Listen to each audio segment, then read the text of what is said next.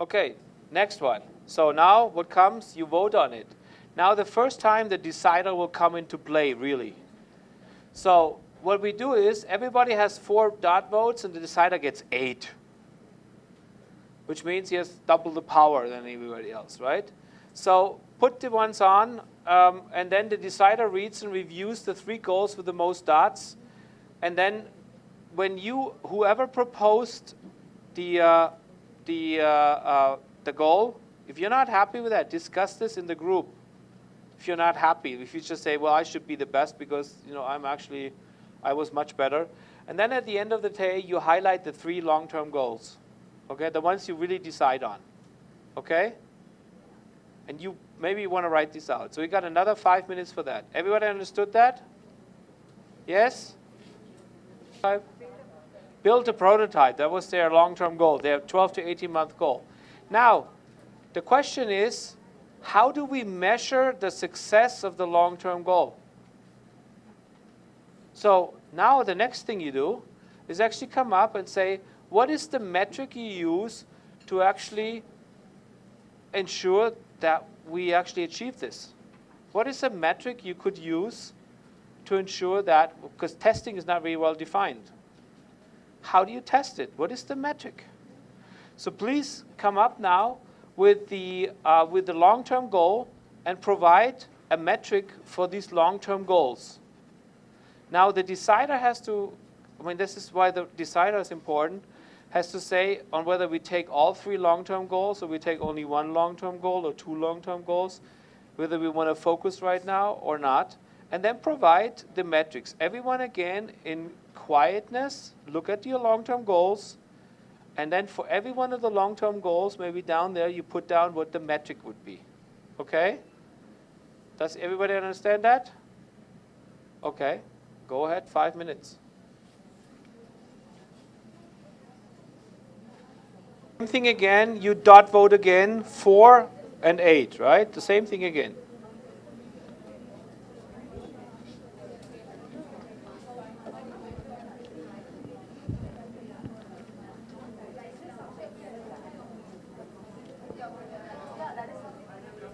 You should do that in quietness, right? The metrics, but you're still not.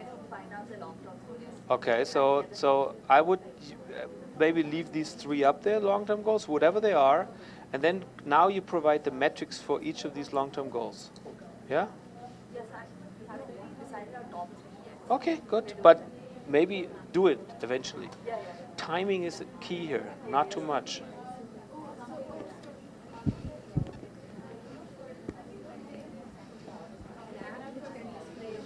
So I would just put the 3 that are the top ones, right? And then you put the metrics underneath, right?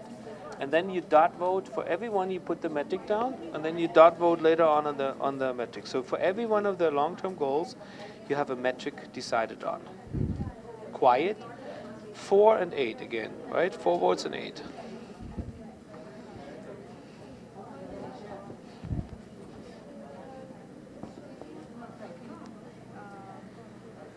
Where should this be stuck? Well, now these are the long-term goals, right? Now you put down a metric. How do you measure on whether you actually make this, and you put it under, everybody puts it underneath, and then you vote again on which one is the best metric. Okay?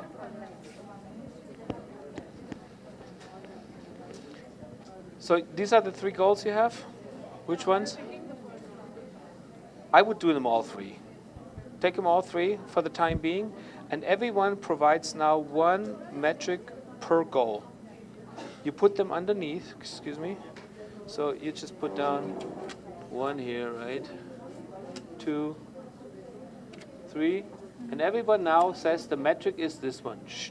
Metric for this one is this one. Yeah? And then once you have that one done, you dot vote again on the metric. Yeah, you say which one is the metric that we should use for that long-term goal, okay? And please do that metric by sitting down and quiet. Do you need some input? So where are your goals? Okay, those are your 3 goals. Okay, so now for these, let's put these aside. For each one of these for each one of these long-term goals, you now think about a metric. How do we make sure? Here, what it says. How do we make sure? What is the metric? How can we measure that this is actually achieved in 12 to 16 months? This goal, right? And every one of you provide one metric that they think should be used as a measurement. Has it really been achieved? When you put down a prototype and test, it's not very concrete, right? So how can we make sure that we actually achieve our goal? So first, normally there should be a goal that is realistic, that is clear defined, and that is what we call like somewhat tangible. It is, it's a clear result. If you reach 5 million euros and you reach 4, you have not reached your goal. If you reach 6, you have overdone it. But build and test a prototype is not necessarily a good metric, or it's not a clear enough goal. So now you have to define how you measure the success of your long-term goal. This is basically what you do. You do that in quiet and put down 1 or 2 per long-term goal, and then you vote again on which one is the best metric. Got it?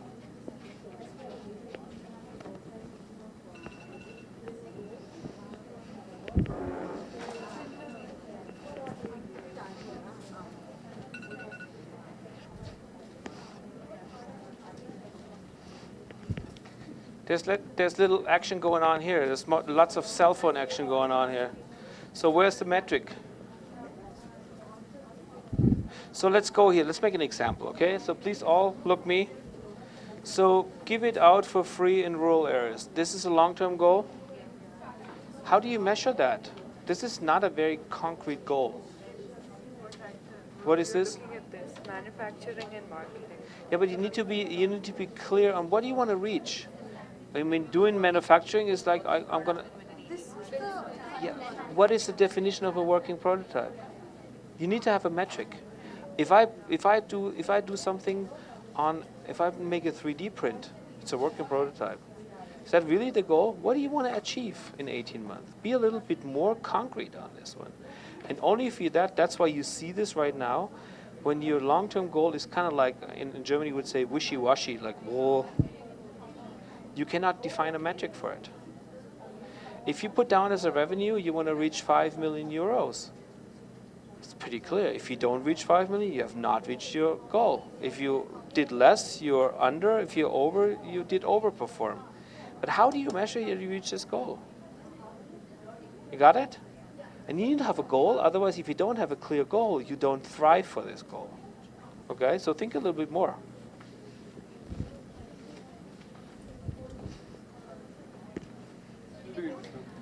Are you still working on this?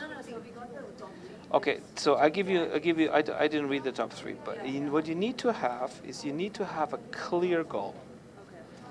Yeah, I mean, it's not like pass a test. What test? That's why the revenue is actually normally a good starting point. Don't use revenue necessarily, but it's when you say you need to reach 5 million euro revenue after 18 months, it's clear. If you reach 5 million, you've made the goal. If you don't reach it, you haven't made it. Very clear. You have a metric. You can measure it. But if you have an undefined long-term goal, you never find a metric. And if you don't have a goal, what are you going for? We're just working and see what happens. No, you need to have a goal. What is your goal? So 50 hospitals, we want to have a health record save. Here we go, 50 hospitals.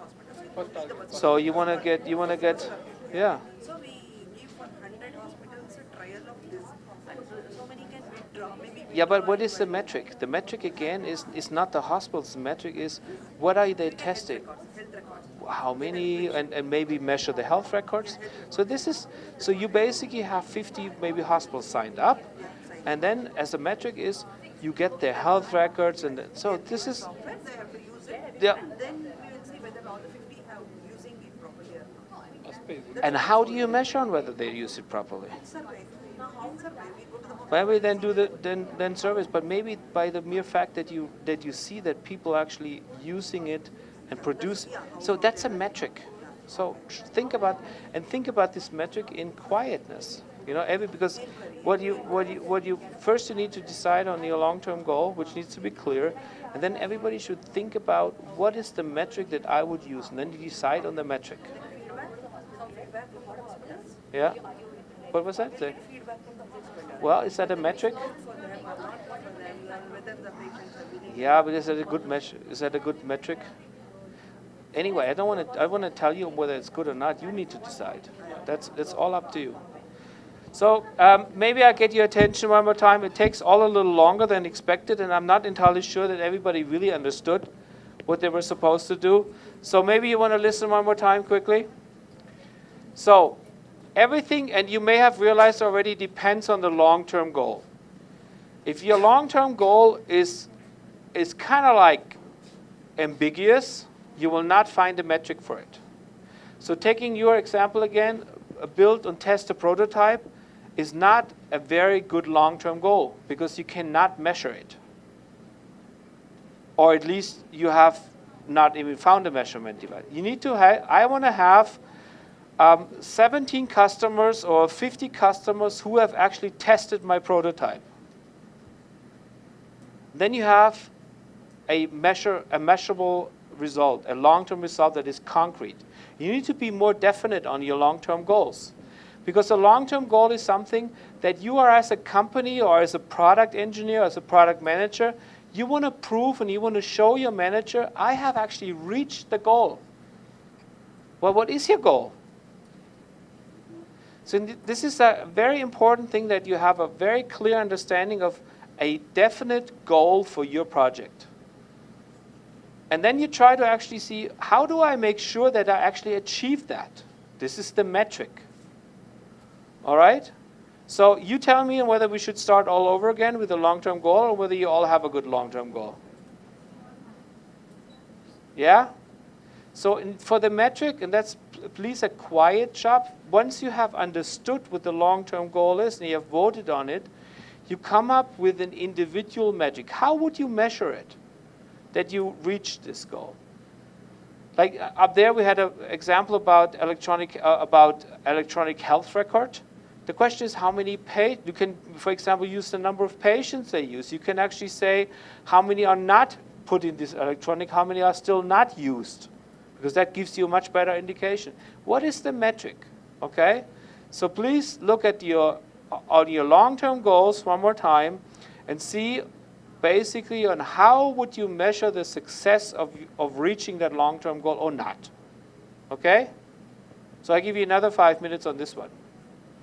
Actually, that's about it then, right? Then we have lunch. Okay, so please finish this up. So 5 more minutes. I'll remind you one more time.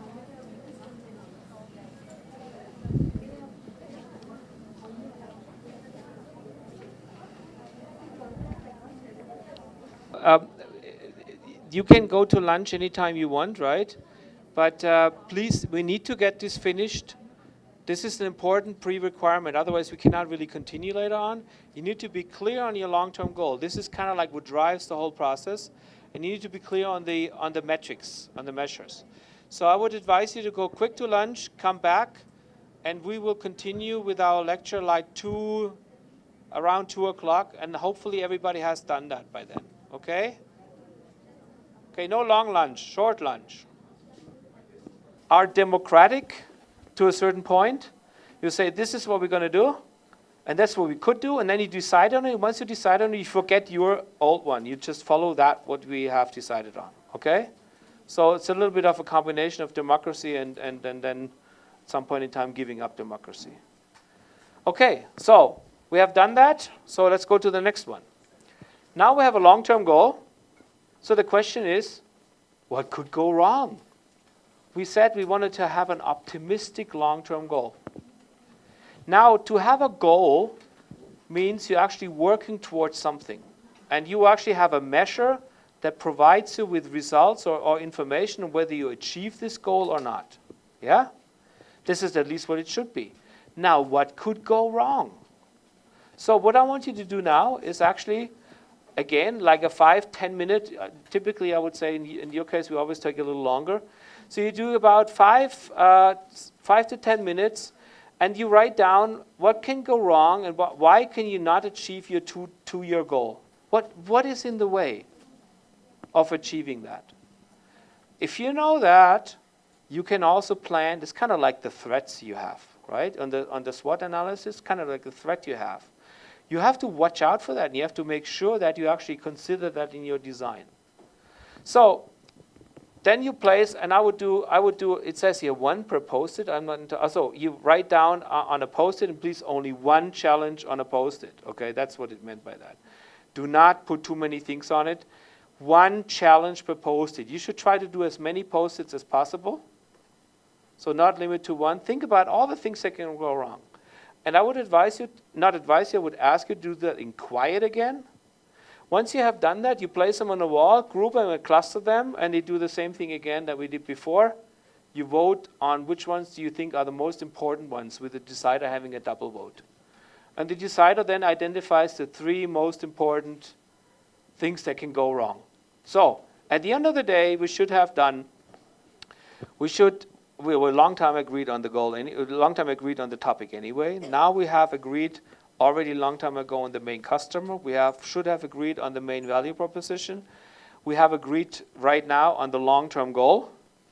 We've also agreed all together on a metric to measure that long-term goal. And now we actually, after this one, will be able to have 3 things that can go wrong, or the most important 3 things that can go wrong. Okay? I will go around again, because you always do this and tell me that you understand, right? And then you don't. So get started.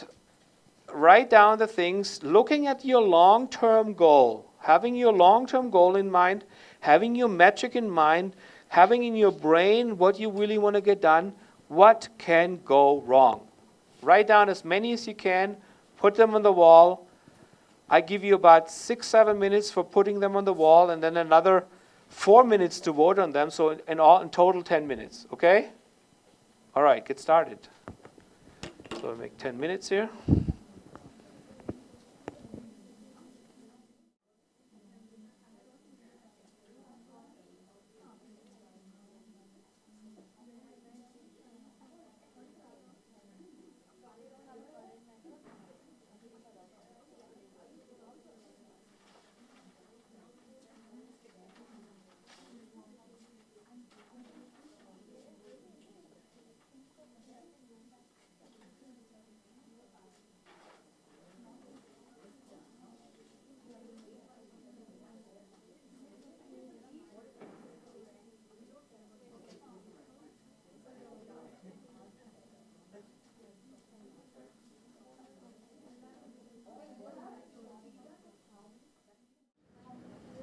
Okay, so it looks like everybody's done. Does anybody need more time?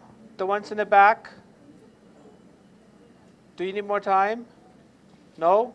So, do you remember? So now we have, again, we have the long-term goal, we have the metrics, we have the what could go wrong, the 3 most likely things that could go wrong.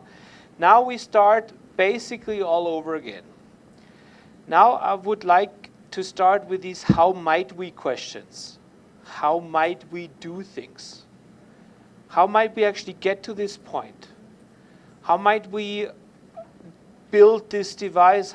Ask questions based on what you have heard now. So what I would propose to do, let's just also visualize it.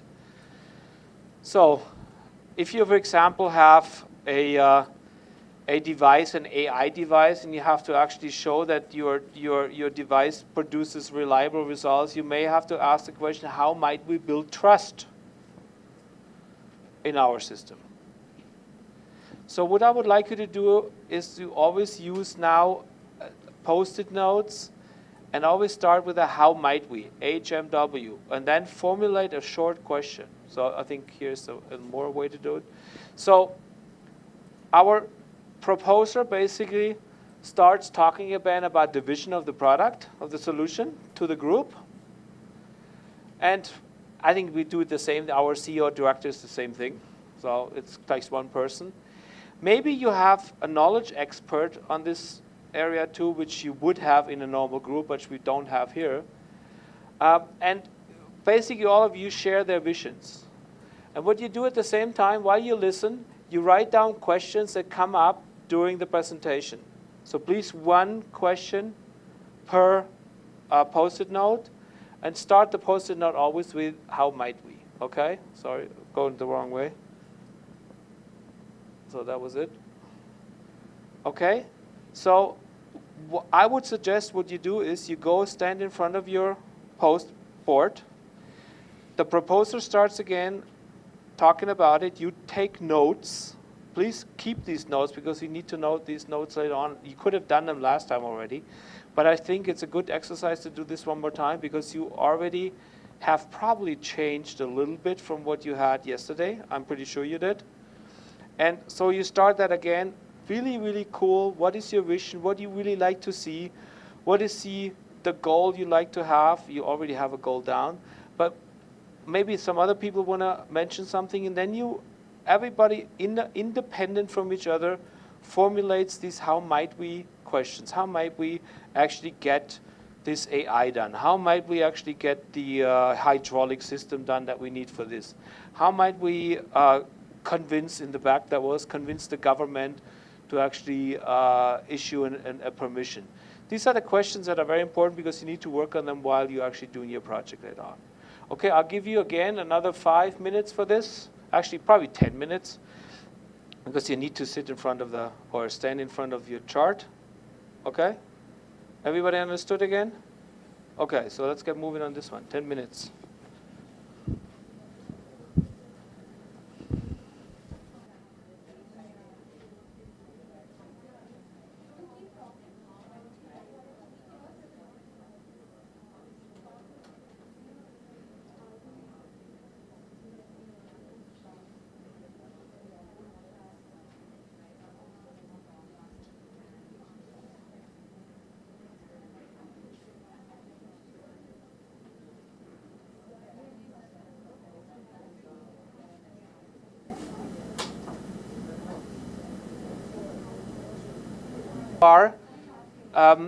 Do you need any more time?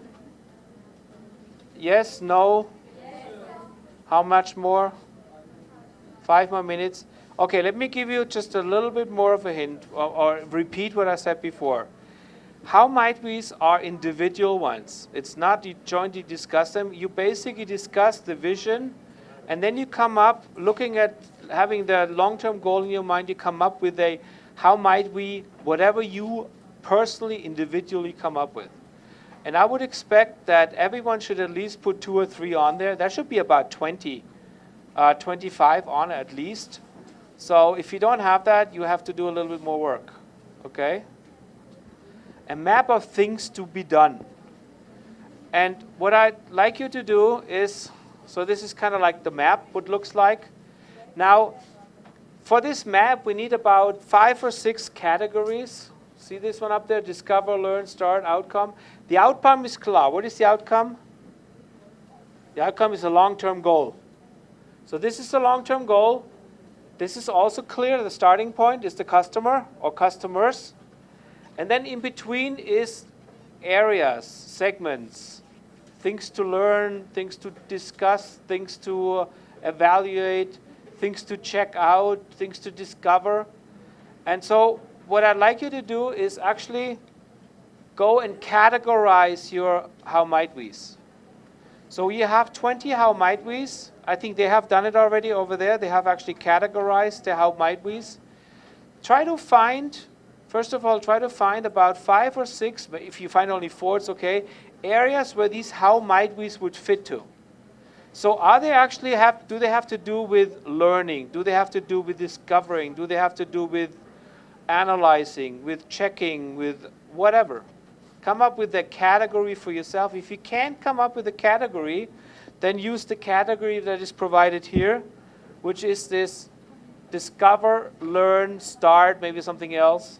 Outcome is clear, customer is clear. Those ones are basically the starting point.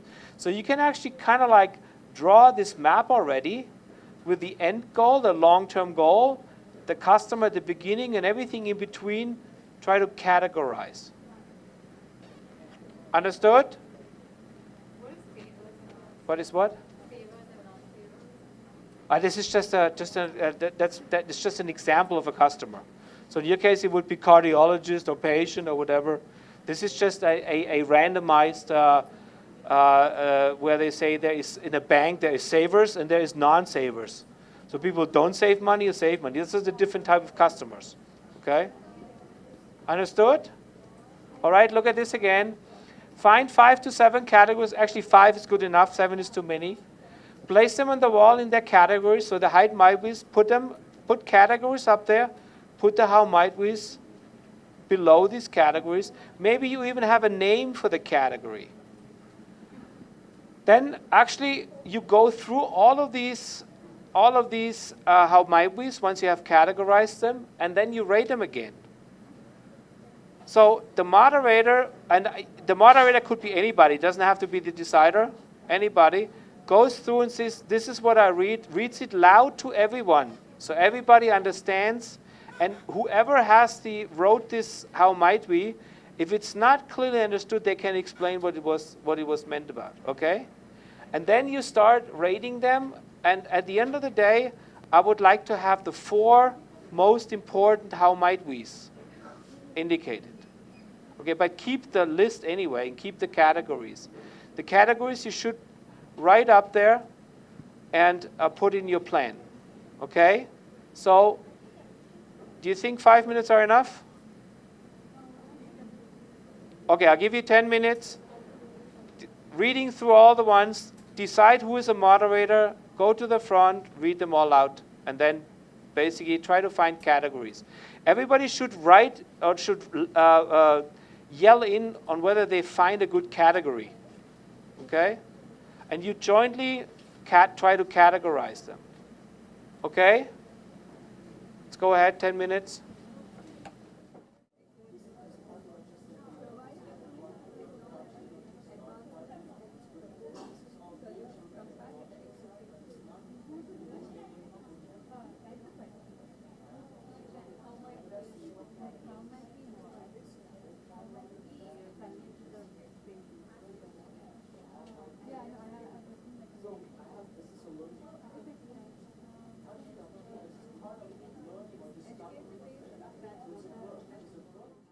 Have a to-do action.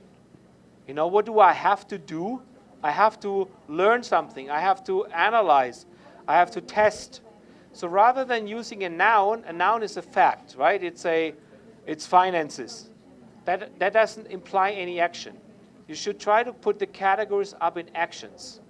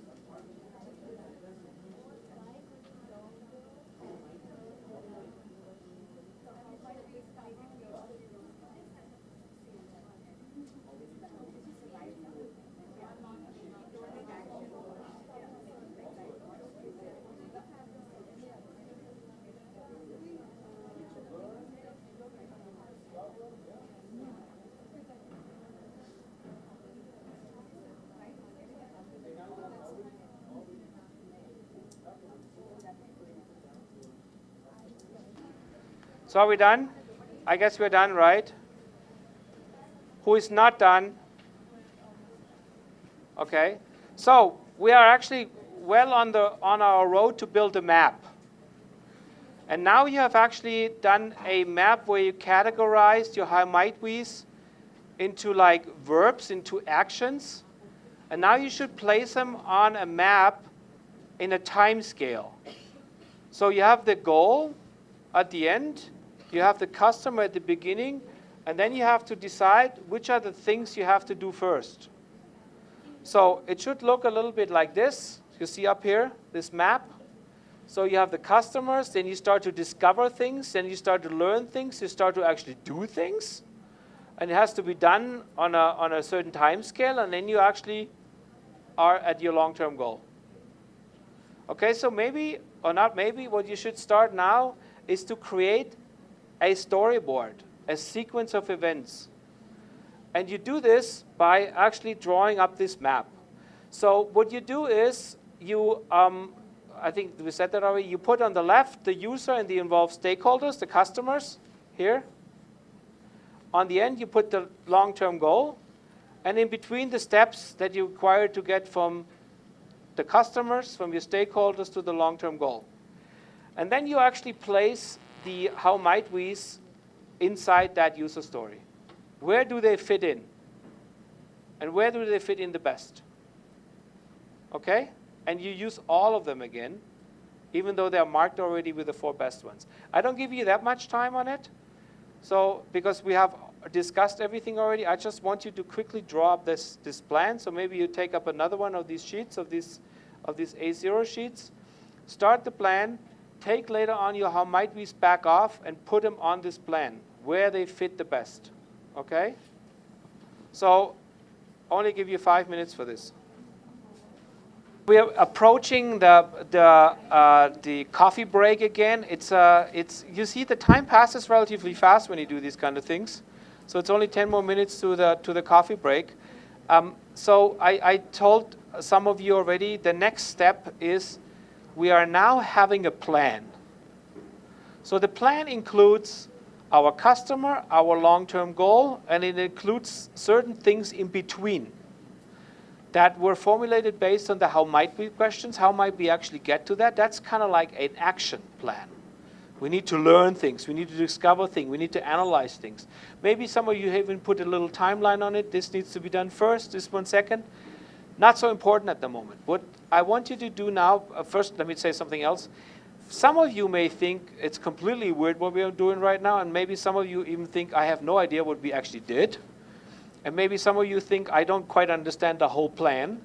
But I hope that at least you got to understand that we started off 2 days ago with having absolutely no idea. Nobody knew anything. Nobody had any idea of what to do. Then we actually were searching a little bit around.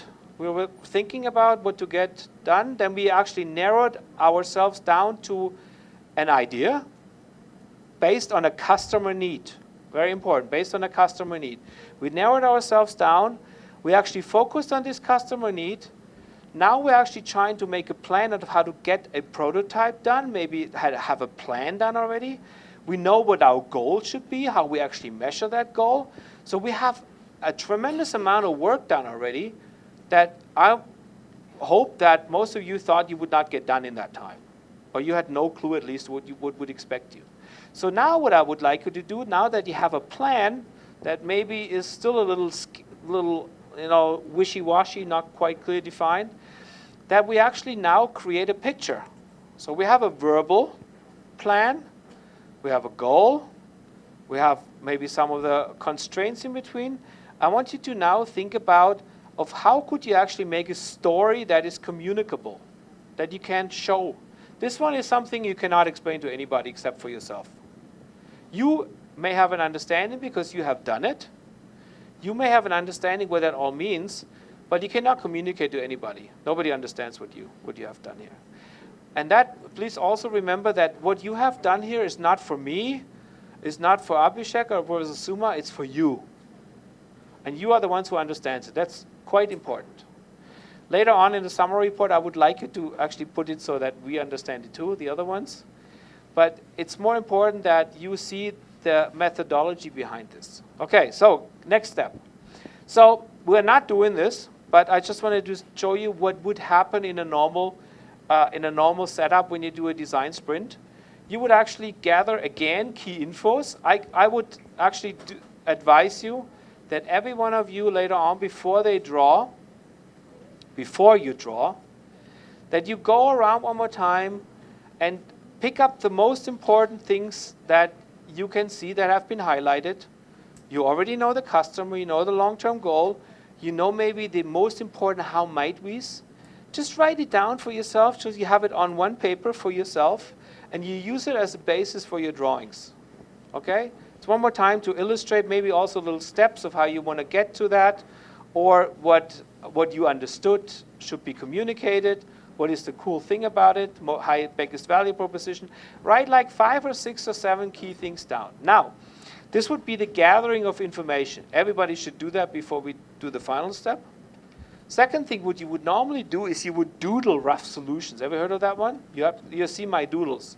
So you would basically just everybody sketch a little bit, and it would be pretty rough. We don't do this right now. We just skip that shit. I wanted to say step. Sorry, I wanted to really say step. It was a misspell. The next thing you would do, that's also very fast. These ones you do in like 3 minutes. Because again, if you think too much about it, then it's not going to work. So then you do something called the crazy 8. Can I get a piece of paper? Maybe you want to do this tomorrow afternoon. You basically fold the paper 1 time, fold the paper 2 times, and maybe 3 times, right? And what comes up? 2 exponent 3? 8. So you now have 8 things on there. And in every one of those, you sketch a solution. And a different one. Always a different one, different one, different one, different one. The goal is not to come up with the perfect solution. The goal is to come up with many solutions. Quick ones. Not thinking too much. Just iterate, vary it a little bit. This is incredibly powerful. It's called Crazy 8. And you would normally give 30 seconds per picture. And it's very important to stick to that time. Go to the next one, go to the next one. Because then you don't have time to really think about it, and it goes really automatic. Maybe just for fun, you should do this tomorrow afternoon with one of your projects. That's what's called Crazy 8. Sorry that I destroyed your paper. Probably cannot use it anymore. But maybe you can start scratching some solutions on it now. Maybe you're the only one who does the Crazy 8 now for everybody. Oh, sorry, I moved along. I moved along too fast. Yeah. So this is the rapid interaction. What we will do, though, is we will do a solution sketch. So we will actually sketch, on one A4 paper, we will sketch 3 little pictures, a solution. So what will it look like, our product? Maybe you paint your customer in there, you paint the customer's problem in there. What will it look like? Maybe you have a concrete, definitely deep plan on what it will look like. And so I want you to do right now is use not 3 papers, but maybe 3. Just use 3 segments on your sheet, and then basically draw 3 sketches. You can also combine sketch with text. Painting a solution of your problem based on the how might we's, based on the final solution, based on where you're starting from. That's why you should maybe gather some key points for you that you use in your solution. This one also, it's not something that we want to spend too much time on it. That's what we will actually do. When is, where's Abhishek? Oh, what is the coffee doing? How much? Well, 5, 10 minutes. Okay. So we do that in 7 to 10 minutes, that everybody draws up 3 solution plans. They either could be consecutive or just basically anything you want, okay? And what we do then is we use everybody's sheet. You do this in quiet. Please don't peek what the other ones do. Do that in quiet, and then we put it again on the wall or somewhere. We put it up, and we do again a little dot voting on which stories we like the best, which parts of the stories we like the best. Then we have a combination now of a verbal description and of a picture description. Are you okay with that? Okay. So please do not worry. Do you have a question? So please do not worry about your drawing skills. It's absolutely irrelevant. I always put my figures like this, right, with the head on it. This is fully good enough. It's not the point of what looks the prettiest. It's what makes the most sense and what fits the thing the best, okay? So I give you 10 minutes from now, and then you please put them somewhere on the wall, and then we have coffee, okay? Starting now.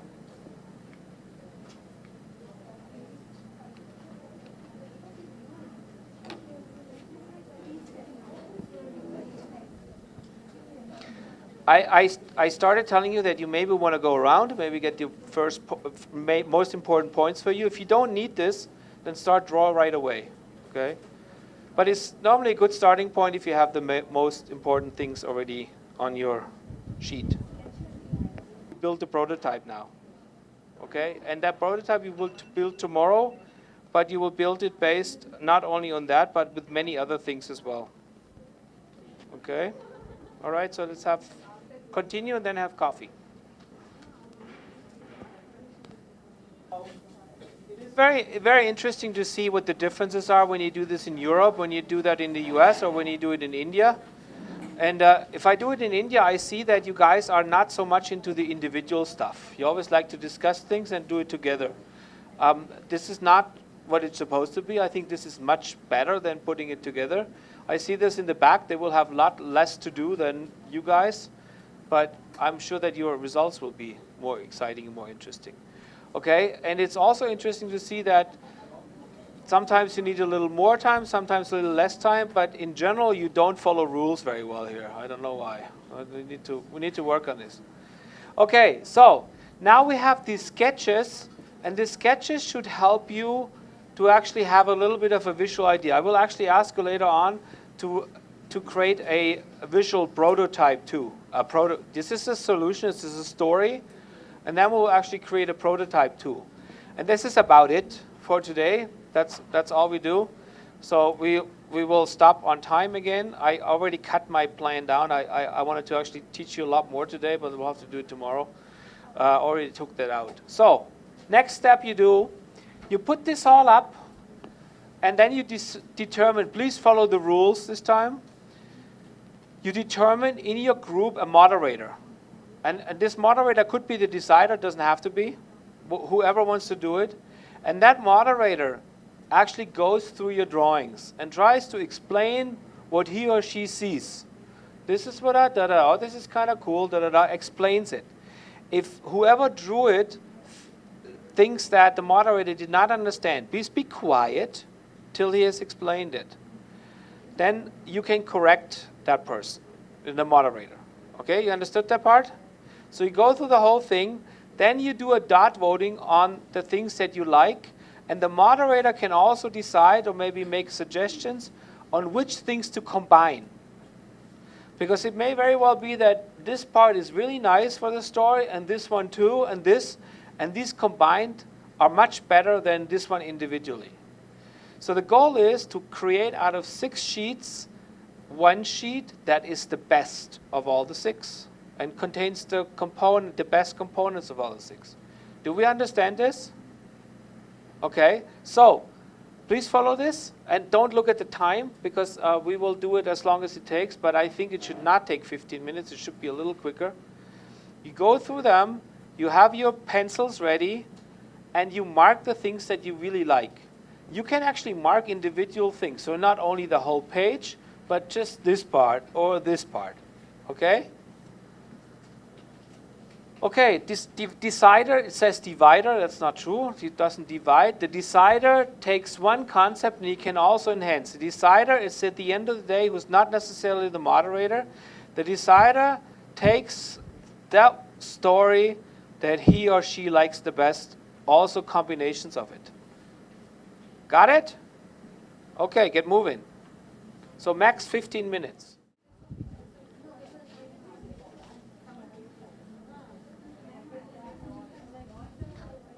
So who's the moderator here?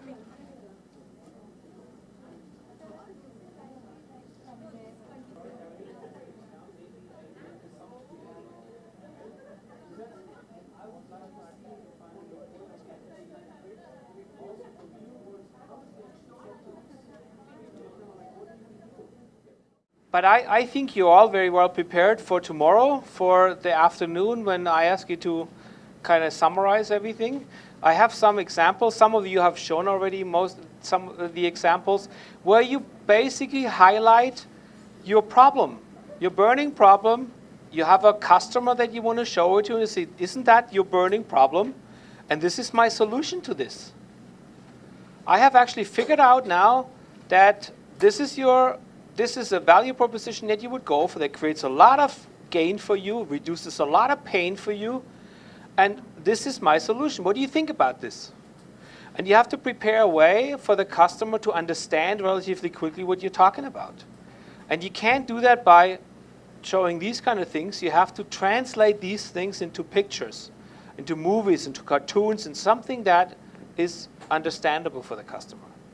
So we have actually done all the foundation work, I believe at least, from starting finding this unmet clinical problem, burning problem, developing the value propositions, the main areas of interest, the problem areas, then have defined a long-term goal we want to reach. We have also defined areas of uncertainty where we should watch out for, what things we should learn.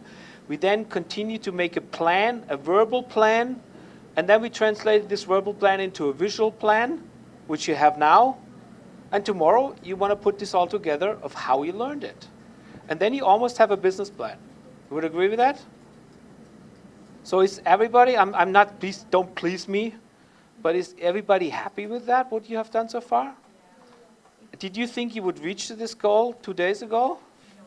So here we go. And this is what I would like to get this into you, that everybody is able to be creative. Remember the first question I had? You were creative. Everybody was creative here.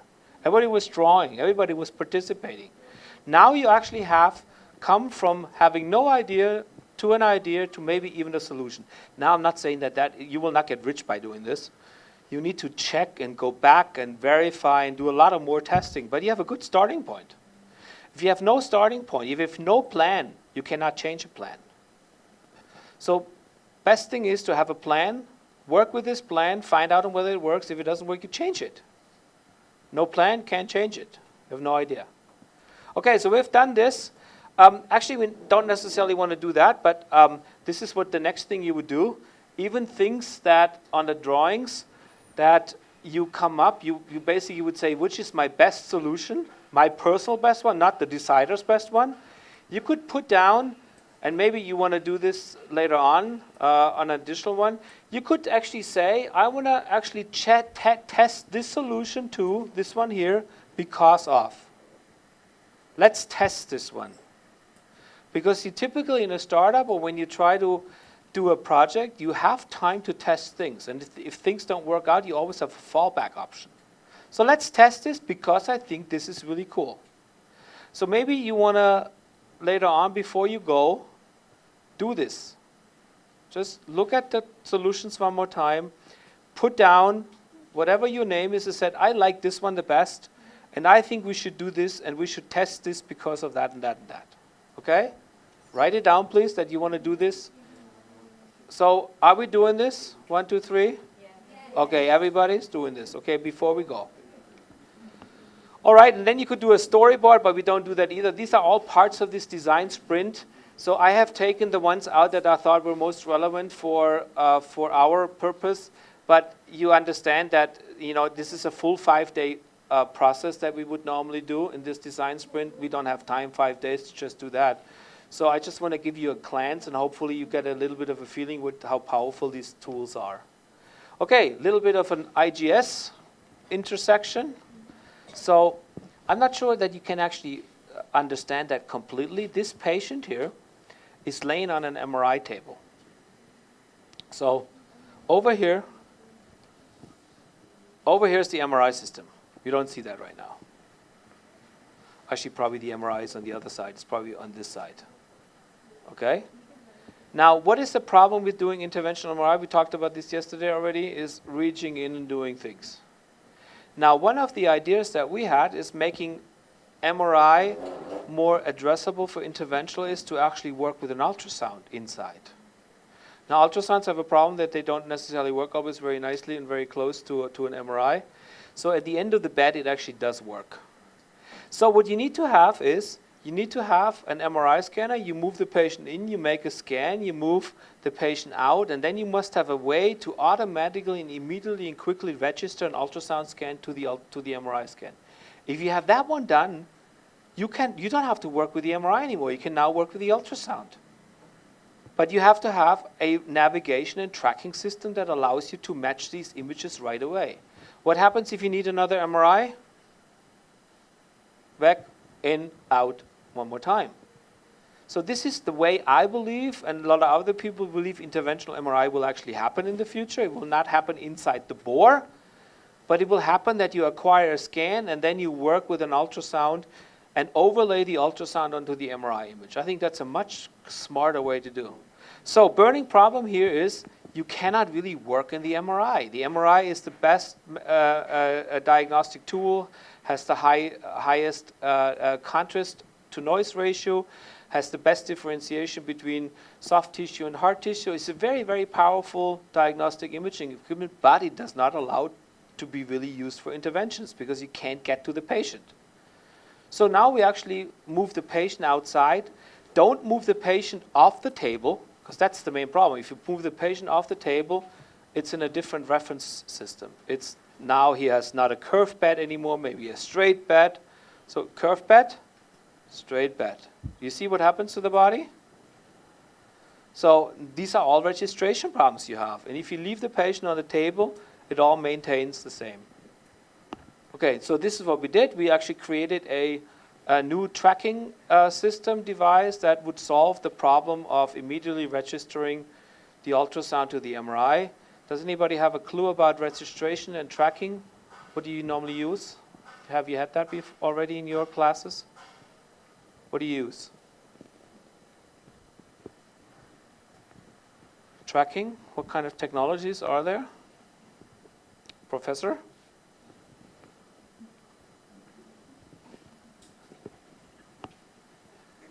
Come on, guys. Biomedical. What do we have? We have only two tracking systems. We have optical tracking and we have electromagnetic tracking. Optical tracking is you have a stereo camera.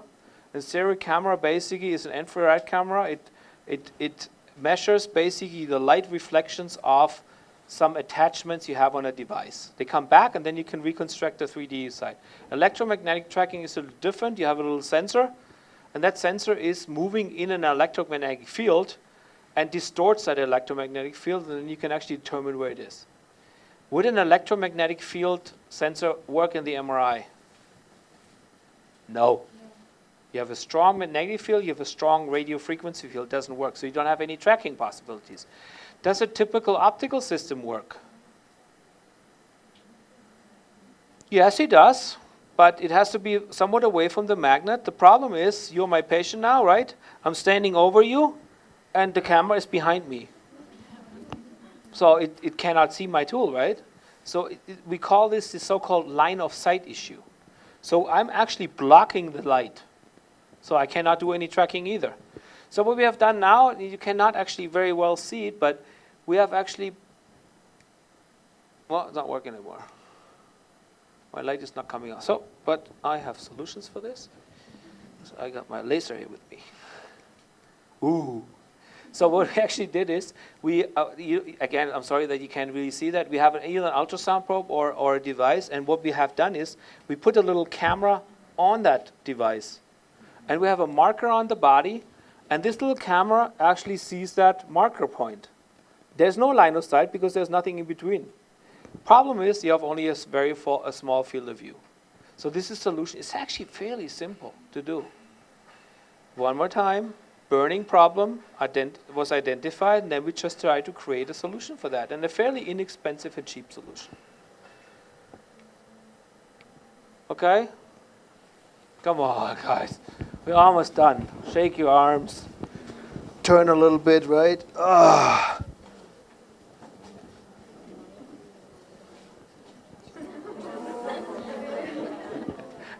And actually, I have a very nice picture of myself with the koala in my hands.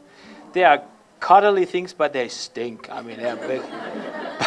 But they're really nice. They're really like, oh. So it's really nice. I was in Brisbane. There is a big koala park, and they actually run around everywhere in northern Australia. Okay, you can stand if you want to. You can sit down. So I showed to some of you guys already something that you can do. Nobody has to do, by the way, anything. You can decide to create a minimal viable product of your device or not. Completely up to you. It is actually pretty cool when you do something like that, and I'll show you some examples. And these examples are not completely out of the unexpected, or because they take about an hour to two to do, if you have the right tools. Please, everybody bring their laptop or their iPad tomorrow, and please, maybe you can even think about what you can contribute in the group. I will try to lecture tomorrow till maximum lunchtime, maybe a little bit, maybe half an hour later, and the rest is yours. Since we have dinner at what, 6:30? You might as well spend your time till 6:30, right? What else is there to be done, right? So I'll give you some ideas of how to do that. And we have started today. You know what this is called? This is called experimentation. You know, some of you started doing these crazy 8, these 8 little ones. This is basically an experiment. You quickly experiment. Now, there are certain rules to experimentation. Principle 1, any experiment where you already know the outcome is a bad experiment. What's the point of doing it if you know already what the outcome is anyway? So don't do it. Second thing, any experiment when the outcome will not change what you're doing is also a bad experiment. So if you make an experiment, you want to find out, I don't know, it's very difficult for me to find now an example, on whether people drink wine in India or not, and you want to sell beer, who cares? It doesn't make any difference. Whatever the outcome is, it doesn't make any difference to your question because you did not answer your question. And third one is, everything else is a good experiment. So thinking about experiments, I'm saying experiments because an experiment is talking to a customer experiment. You're trying to, with your prototype that you do, that is an experiment. As an experiment, do you want this? No? Not a good solution. But that was an experiment. I tried something out. And that's what we want to use this for. We basically want to build tools so we have something to experiment with. And this is a little different definition than what a scientist would use for experimentation. You know, it's like trying 50 volts and then trying 70 volts and 90 volts and see what happens. No, we have an experiment where we try a business model and idea. So this is also experimentation. It's the same thing. And you would do in the science exactly the same rules. Why do an experiment if you know, I mean, you don't have to do an experiment. Do we need to put 220 volts and 1 amp on you and see what happens? Everybody knows what happens. You're going to cry, right?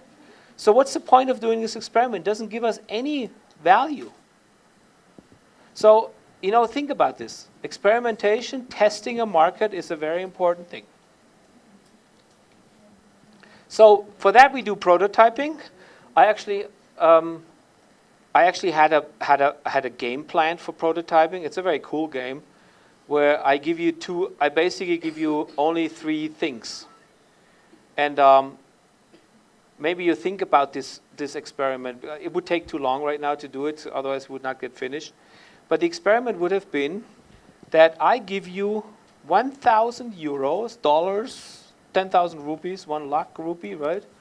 I give you a bicycle, and that's it. And then I ask you to actually create a business. What would you do? I give you 2 minutes, by the way. What would you do? Most of you, it's very interesting, and it's also not India. Most of you would take the money to invest in something and have a bicycle to do the job. What most of you would do. Because I've given you a bicycle. You know why I gave you the bicycle? I have no idea, just because I had a bicycle. There was no reason to give you a bicycle. You could have just said, I sell the bicycle and take the 200 euros in and do something and invest in the stock market. You can do a business with that, right? But most people don't think that way. Most people think very normal. They have 1,000 euros, I have a bicycle, I make up a pizza delivery. I'm part of Uber Eats. Whatever. This is the first thing that you would think. And then after 2 minutes, I would tell you, okay, now tell me what the business model was. Let's put the business model up. And now throw everything out, start all over, do a next one. I give you again 1,000 euros and a bicycle. And you have to come up with 5 or 6 or 7 or 10 business models. A pretty cool thing. And you always come up with new things. And you can actually play around and then find different ways of making this business model scale or not scale. You could, for example, take the 1,000 euros and buy more bicycles and make a bicycle rental. You don't have to do anything with a bicycle, nothing at all. You could buy a Beamer and make up a home video, a home cinema, Bollywood show, right, and collect money. I don't care. And there's a lot of things you can come up with just thinking quickly and experiment. So prototype, we talked about this already. You remember? When I asked you to create minimal viable products. And I said, what is the minimal viable product of a car? And the minimal viable product of a car is not a tire, because you can't do your value proposition. You cannot show that you can do with a tire faster from A to B. You can also not show it with having a chassis with tires on it. It still doesn't show that your value proposition is good. Same thing with the chassis alone. What does that do? Nothing. A basic is a chassis that can't be used. The only time when you can show that your value proposition is good is when the car is finished. But when your value proposition is getting people from A to B faster, you may want to do a skateboard. They're all good. They're all minimal viable products. This is all, they show all that thing, what I wanted to highlight in my value proposition. So this is the last thing I want you to do for today. Then we just wrap it up. Everybody by themselves, please, provide one visual prototype of your device. Just create a prototype, a minimal viable prototype. Think about what the most important value proposition is that you came up with. You can have different ones if you want to, but write down the value proposition anyway. And think about what would you do as a minimal viable product. And just use, so we have no confusion on this one, everybody uses a piece of paper and 10 minutes time and draw a prototype. Okay, brainstorming. I know it's at the end of the afternoon, it's also a little difficult, but we'll keep it short and then we are almost done. Okay? So are we still having some excitement here, or are we really getting tired? Yeah, some power here in the back. All right. Okay, guys, come on. It's almost the last thing that we do. So start drawing, 10 minutes.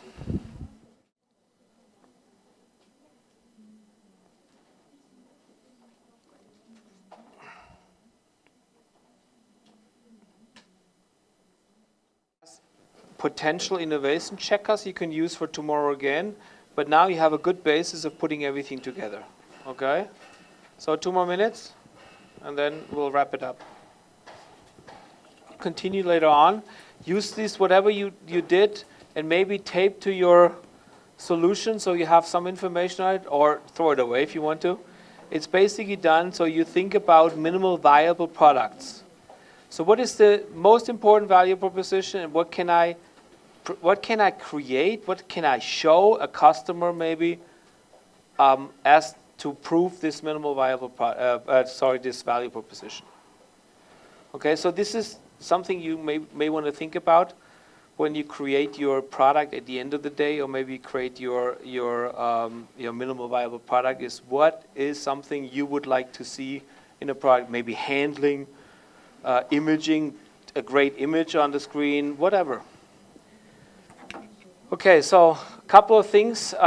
So we have 3 different types of, we actually call them prototypes to a certain extent, but maybe we misunderstand what a prototype in general could be. It could be, for example, if you have a prototype. We are right now in a prototype modus. We have actually an idea. We have not really built anything. We have not tested anything. We have not gone out in the market. So we have a prototype, and a prototype basically is there so you can imagine it. You can actually visualize your idea, and somebody else can imagine what you actually mean by it. And what the goal of this prototype is that you recognize and validate an opportunity that there may be out there. It's kind of like this experiment, this testing part. It's not so much to show functionality. It's basically just to show, are you interested in something like that? Would you like that? And if this is validated, you may actually go to a next step, which is then the invention. where you really build something. And that's what we then call the prototype. And the innovation, what is innovation again? Invention times bingo. Then you have a product that's a different type of validation. It's the validation of an innovation. So we are not in the modus of actually doing a real prototype, even though you could basically 3D print something till tomorrow if you want to, if you have access to something. I would assume you don't, so we stick with the idea. And we want to validate the idea. And the validation of an idea is used by this prototype. You have seen this already? This is actually more than a prototype. This is a prototype. But we fancied, no, you may have heard that. We pimped it up. You know pimping? You heard that one in the US? You pimp a car up. You put big tires on. You make it bigger. Oh. You make it something that it really isn't. And so what we did is we pimped our product up. We made it nice looking so people don't see a rough 3D print. And we just kind of like showed the functionality. I'll show it to you again one more time. If it starts running, it should be the movie. Yep. Okay, so it shows basically at the end of the day the product, these different types of capsules for the different weights. Now you need to be you need to be a customer who understands what I'm talking about. You need to show that to a radiologist. If I show that to anybody else, they probably would not know what I'm talking about. So it's definitely geared for the radiologist. I don't have to show this again to you. I'd rather go on, but I wanted to just show you this is actually a prototype. It's based on a prototype, but I have actually done something similar before without having ever built anything. I just wanted to see what people think about it. Okay, I think we'll go through this one. This is another one. Problem statement. Burning problem. Problem statement. That's our solution. Burning problem, painkiller. I think somebody in the back did this, right, with the medical ID? So don't use that. We have seen this already. They even came up with the logo and a fake website. It's a fake, right?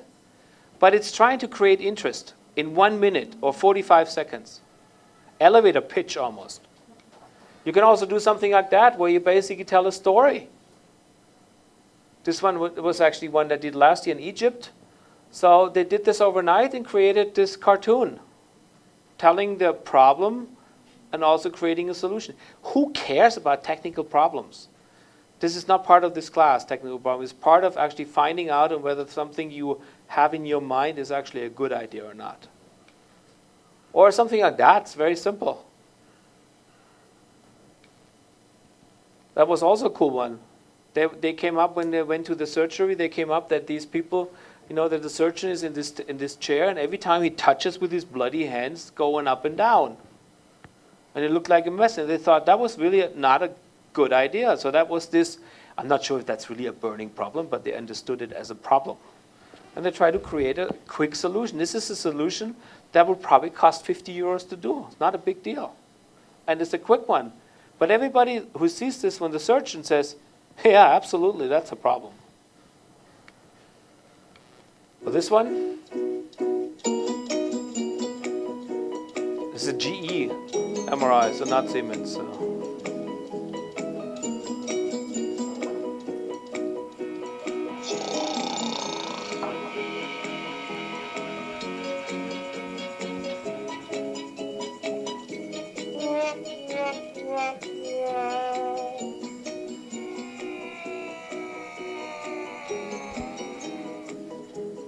Tired of getting bad results due to uncooperative patients? Good.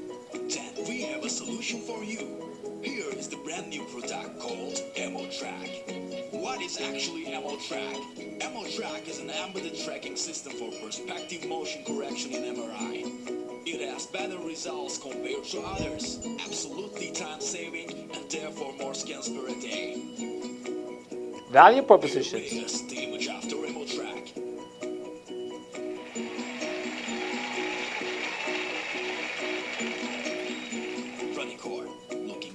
They made a logo even. So, everybody of you understood the problem?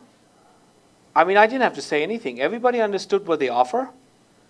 Everybody understood what the value propositions were? This is pretty cool. It's 45 seconds, minute. And you basically visualized your complete idea and also the problem areas you have visualized here. And that one you can now show to the doctor, said, how much you want to pay for this? Is this something you would buy? Something you need? Have I actually represented the problems correctly? Is that really what it is?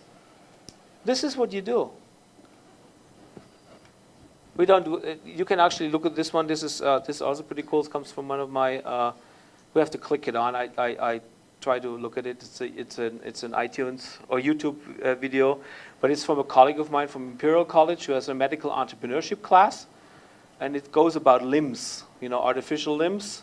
And it's a little technical, but it describes the problem. 7 million people have this problem on global scale, that they can't have access to cheap implants or explants for that matter.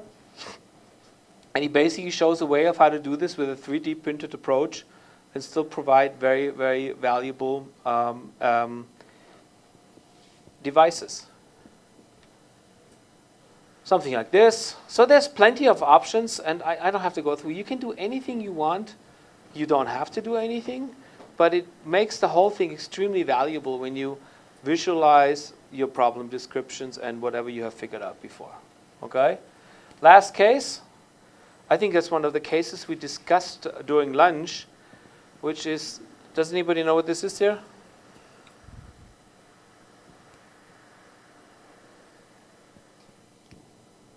This is the Davinci Grasper. So this is actually a grasper that is connected to this Davinci system, this robot. It's a very complicated robot. And this device here is inside the body. The problem with that is that you can't feel when the grasper touches anything. It has no haptic feedback. It does not give you any response on whether you touch anything or not. It doesn't really care, for that matter, because it would be very complicated to build in sensors in the front to actually translate these sensors back out to the user, who then gets a response information. So that is really a clearly unmet clinical problem. If you talk to users of this robot system, they will tell you this is all very good, but we have actually really problems sometimes of this palpation. Have you heard of palpation? Palpation is touching, sensation. If surgeons go over the liver, they have told me, they can feel the tumor. Because it's a harder tissue part, they can feel it. Well, the robot cannot feel. But how do you give a robot some feeling sensation? Everybody of you would think about, well, you have to put something in the front. Touches. If you put something in the front, though, you make the device completely different than it is right now. And you make it very complicated. Cables in, cables out, sterilization issues, lots of big problems. So what we decided to do is we actually attached a sensor on the outside, and what we now measure is the vibration. It's in essence a vibration, but we pick up an audio signal that is caused by the distal end of the device and transmitted through the grasper to the proximal end. And we have found out that when you actually go with this grasper over different tissues, you will actually find that there is a different profile, an audio profile. We also have done that and it's a very easy adapter. We just put a stethoscope on a 3D printed adapter, and the stethoscope is now, the membrane of the stethoscope is touching now the metal, right? The needle. And when you stick the needle in, every time that the needle crosses a different tissue barrier, the complete sound profile, audio profile changes that you pick up, which means you can use it as a navigation tool. So audio is a fairly powerful device, and I have to say that this is one of the few times where we not really necessarily came completely from the burning problem. Actually, for this one we did. So we knew that we had artifacts in ultrasound, we have artifacts in CT, and we have artifacts in MRI when we stick a needle in there. And we wanted to do a compensation for these artifacts using audio as an extra one. But this one here was just by accident. So it was just like we have this audio, and then the surgeon said, well, maybe we can use this for haptic. And I said, yeah, maybe we can use this for haptic. So this is how things happen too sometimes. Okay? So if anybody wants to know more about this, I really love this technology. We have a cooperation with the Indian Institute of Technology in Kharagpur on this one, so they help us do some of the AI part and some of the processing part on this one. Okay, homework. So we are exactly done, 2 more minutes, and we are out of here. You don't have to do this. I just want you to think about it, maybe to tomorrow. We have done a lot of this work already. Think about it a little bit more forward into terms of what, if you would actually talk to customers, what kind of problems would they give you? So this is Biodesign Approach. Probably we're too far for this already, so you can't use it anymore. But this would be used by conceptualizing the different problems that you find, and then you actually would try to find an idea. So in our case, we already a little further. You would now go to 17 other customers and try to find out what they're thinking. Maybe you visit them and then try to actually use all the information that you have to cluster, come up with different products. So maybe for us, not necessarily anymore needed. This also, we should have done already, but I just wanted to reemphasize that it's something that is really, really important to create a good tool. Is not only looking at one customer, but looking at 2 or 3 customers that are part of your stakeholders, and do a value proposition canvas for each one of those. And then highlight and prioritize each one major point, major value proposition, and hopefully that these value propositions they match for the radiologist, for the administrator, and for the other ones. Okay, so look at your most important customer. You should have done that. Look also, try to create an elevator pitch. We have done a little bit of a drawing, and we have, when we want to go for these movies that I showed you, or these cartoons, we need to have the most important value proposition. We need to have kind of like a story base. So what this elevator pitch could help you do is create the storyline of the whole thing. Look, this is your problem. Look, this is what my value proposition. This is what I have offer you. This is almost your sequence, your directions of when you do a movie. You would have a director who says what has to be done, and in what sequence. That's almost your sequence.